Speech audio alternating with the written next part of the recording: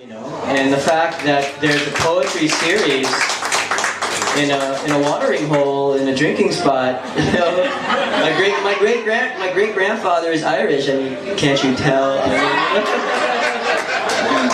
You know, I'm honoring Gramps right now. So, you know, it's a combination of that historical background and also a more personal history. My wife, when she first moved to this country, her family first moved to Queens, and Woodhaven is a childhood neighborhood for her. So, you know. Here's a poem I wrote on my front doorstep on 40th Street. October Snap 1. Yellow leaves fall on the sidewalk, so the store clerk sweeps. Yellow leaves tumble past my weeds. My landlord emerges yellow in a gold Camry. Down a Camera Creek of Mercury's, a sleek Continental glides. Content in a rental, with a panda on his back, a man passes. He makes a pass, pauses, the sun in his mouth. He has hurt teeth. Off yellow, fall, trees leave, the store clerk weeps. 2. The writing on the wall. There are no words. That's my camisole I wear for sleeping. Would you like to see your present now or later? I don't want to be another story, you know. You mean you won't want to hang out before you go? You're a real prince. 3. I miss you, but I am trying not to. Not our miscue or toes that winter, our slippers in the shower. Reverie. In love, laughter, so hard your face hurts. Laugh at your shelf. Laughable for absolutely all reason. Laughing inside a Joe. Holding hands with someone, yo. Still the best roller coaster to ever bowl you over. Hearing your song on the radio, like lying in bed in the rain. A hot shower. Hot towels out of the dryer, or this sweater you don't want on sale for half price. You choose vanilla milkshake. A $20 bill was in your coat last winter. Lines at the Super Walmart keep a friend from getting mail. A friend getting mail, talking drivel down a petty road. Old times make friends with new, plain and prude.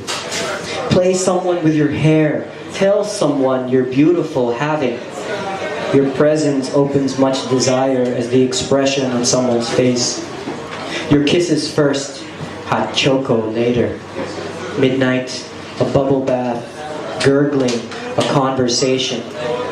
Feelings without song lyrics awaken accidentally as friends. And then sunrise. Can I be more curled up than this? That can't be. On your lap as a baby, my head is a ripening fruit. Quiet now, a morning seen in your own still life. You guys doing okay?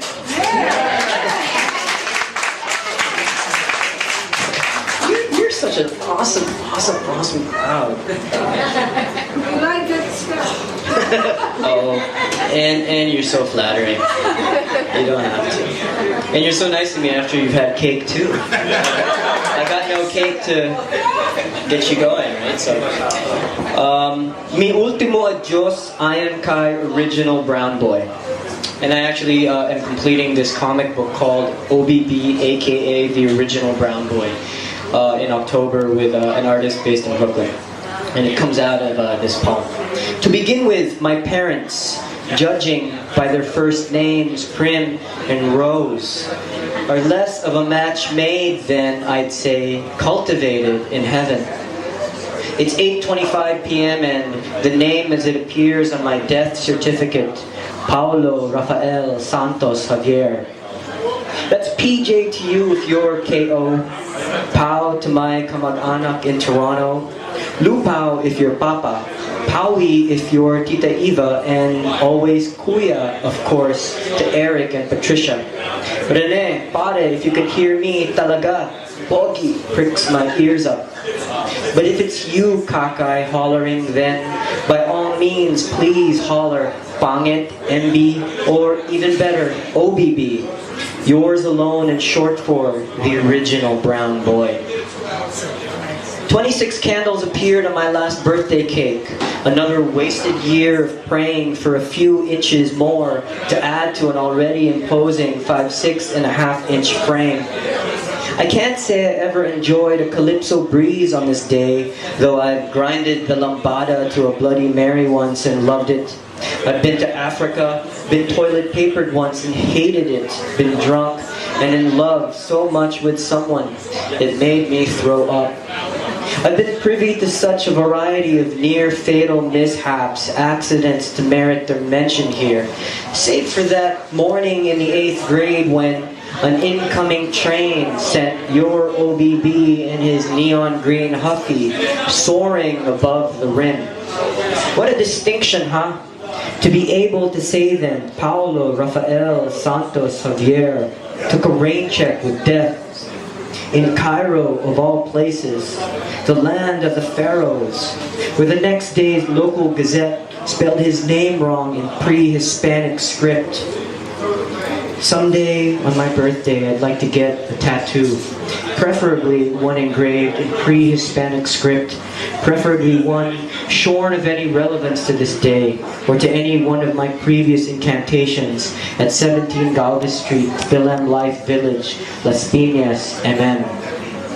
For Christmas is still sexier in New York, or is accentual the word I'm going for. Someday I want to eat fried calamari on Christmas Eve and love it, and hope that it falls on a Friday, my favorite day of the week to perform windmills on a brand new full-size bed in between commercials for Curb Your Enthusiasm and Iron Chef. Neither of which ever causes me to say, what the? Your teeth clenched and nightly washed by Colgate or Pepsodent. For they need to be thoroughly cleaned after meals at Mr. Sushi Cendrillon Crystals in Ihawan. That I consider Lemongrass Grill the city's finest fast food restaurant ought to tell you that I hate carpet and that I failed gloriously at my learner's and driver's tests. Over breakfast, lunch, merienda, and dinner, through a whirl of vodka tonics and chardonnays, I will continue to refuse any talk about your ex.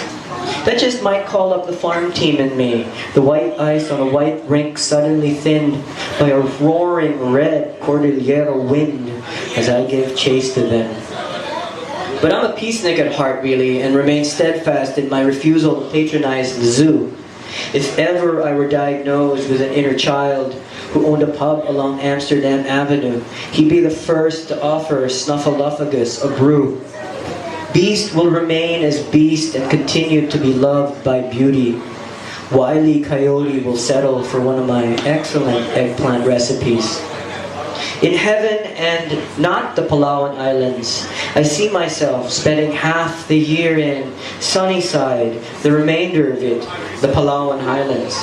I see myself with an ATM card that works again. I see my need to ever set foot in Vancouver again eliminated. To grace the same panel as Villa and Berrigan as we debate on the place in Queens to go for a falafel sandwich. To never use the phrase, "that's not gonna happen." To never have to offer a stuffed animal a blanket because you said it. To mean it each time I quote Eric Stoltz in Some Kind of Wonderful, that you look good wearing my future. And to always be the one to receive your first and final email this week. And the best thing in heaven will always be, you know what? And if I cry into a raging sea, let me do so from your balcony. Now that I have read this, you will refuse to hear it. The time now being at the end of this writing, 8:30 p.m.